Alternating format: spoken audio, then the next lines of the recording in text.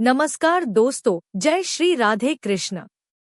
आपके अपने चैनल भजन कहानी में आपका बहुत बहुत स्वागत है। माँ भगवती दुर्गा की कृपा सदैव आप और आपके समस्त परिवार पर बनी रहे।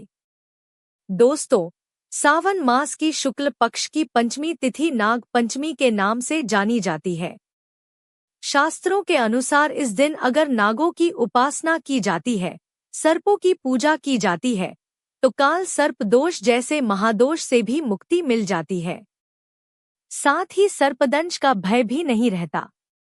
नाग पंचमी के दिन नाग अनंत, वासुकी, शेष, पद्मा, कंबल, शंखपाल, कालिया, तक्षक का ध्यान करते हुए नाग प्रतिमा की पूजा की जाती है।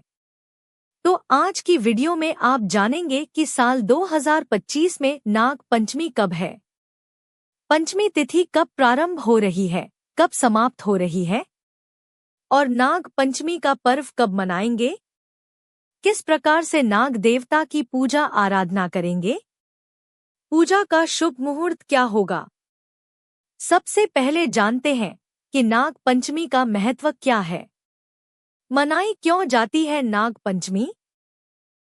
देखिए, पौराणिक कथा है कि अभिमन्यु के पुत्र राजा परीक्षित की मृत्यु नागदेव के डसने से हुई थी और पिता की मृत्यु का बदला लेने के लिए उनके बेटे जन्मेजय ने सर्पों को मारने के लिए नागदाह यज्ञ किया, जिसमें कि संसार के सारे सर्प जलने लगे।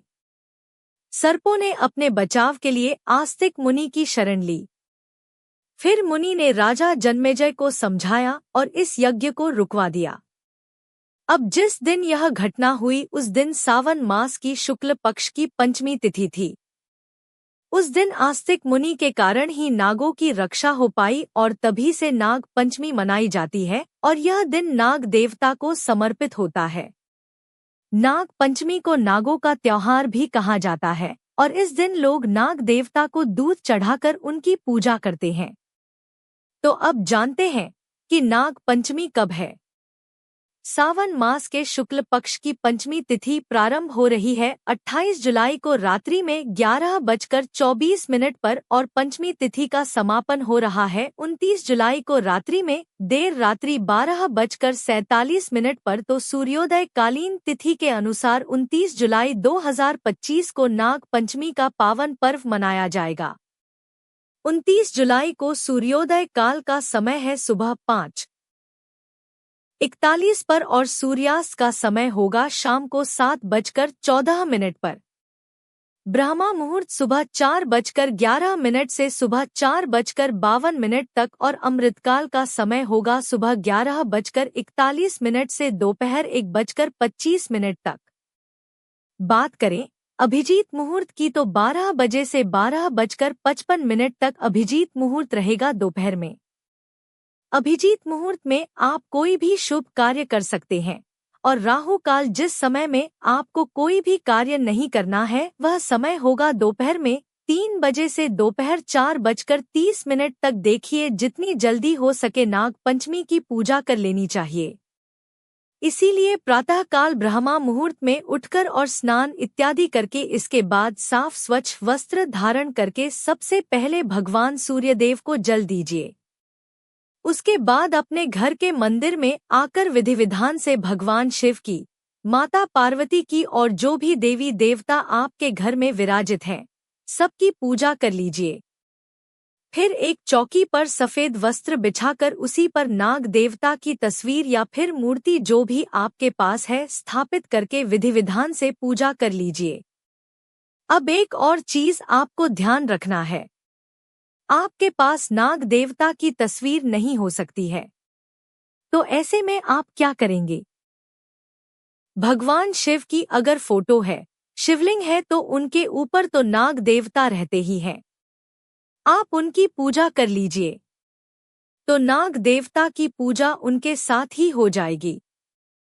इसलिए भगवान शिव की आराधना आज करनी चाहिए, क्योंकि भगवान शिव के मस्तक पर नाग देवता विराजित होते हैं। जब हम शिवलिंग का अभिषेक करते हैं, पूजन करते हैं, तो नाग देवता की पूजा भी हो जाती है। घर के आसपास शिवालय है तो वहां जाकर भी पूजा कर सकते हैं। नहीं तो अपने घर में भी कर सकते हैं। वैसे नाग पंचमी की पूजा की बहुत सारी अलग अलग विधियां होती हैं। क्षेत्रों के अनुसार, अपने घर के अनुसार, परिवार के अनुसार जो भी परंपरा हो आपके यहाँ की उसके अनुसार आप पूजा कर सकते हैं। कई स्थानों पर गोबर के नाग देवता अपने घर में बनाए जाते हैं। घर के मुख्य द्वार पर बनाए जाते हैं। घर में दीवारों पर भी बनाए जाते हैं और फिर उनकी पूजा की जाती है। नाग देवता को दूध चढ़ाया जाता है और इसके साथ ही जो खील दिवाली वाली होती है, चावल वाली जो खील होती है, वही चढ़ाकर नाग देवता की पूजा की जाती है। तो अलग अलग स्थानों पर अलग अलग रीति रिवाज से नाग देवता की पूजा की जाती है। लेकिन सावन मास की शुक्ल पक्ष की पंचमी तिथि पर नाग पंचमी हर जगह मनाई जाती है और नाग पंचमी पर नागों की पूजा लगभग हर स्थान पर होती है। ऐसा कहा जाता है कि नाग देवता की पूजा करने से पापों का नाश हो जाता है, मनोकामना पूरी होती है और इसके साथ ही काल सर्प दोष से मुक्ति मिल जाती है। अगर आपकी जन्म कुंडली में काल सर्प दोष है तो आज के दिन मतलब नाग पंचमी के दिन नाग देवता पर या फिर शिवलिंग पर आप चांदी के या फिर तांबे के नागनागिन बनवाकर और अर्पित करें और फिर इसके बाद जल प्रवाह कर दीजिए इस नागनागिन के जोड़े को, तो इससे आपको काल सर्प दोष से मुक्ति मिल जाएगी। जिनकी जन्म कुंडली में काल सर्प दोष है उन्हें हर नाग पंचमी पर नागनागिन का जोड़ा इसी प्रकार से भगवान शिव को अर्पित करने के बाद जल प्रवाह जरूर करना चाहिए। ऐसा अगर आप हर नाग पंचमी पर करते हैं तो निश्चित ही आपको काल सर्प दोष का जो दुष्प्रभाव है उससे मुक्ति मिल जाती है। नाग पंचमी से संबंधित यह वीडियो आपको कैसी लगी कमेंट बॉक्स में जरूर बताइए। और अगर आप चैनल पर पहली बार आए हैं, अभी तक आपने चैनल को सब्सक्राइब नहीं किया है, तो आज की वीडियो अगर आपको अच्छी लगे तो चैनल को सब्सक्राइब करके बेल आइकन को जरूर प्रेस कर लीजिए। इससे यह होगा कि इस चैनल पर जो भी नई वीडियो अपलोड होंगी उनकी नोटिफिकेशन आपको सही समय पर प्राप्त होगी। मिलती हूँ मैं आपसे अगली वीडियो में। तब तक के लिए जय श्री राधे कृष्ण।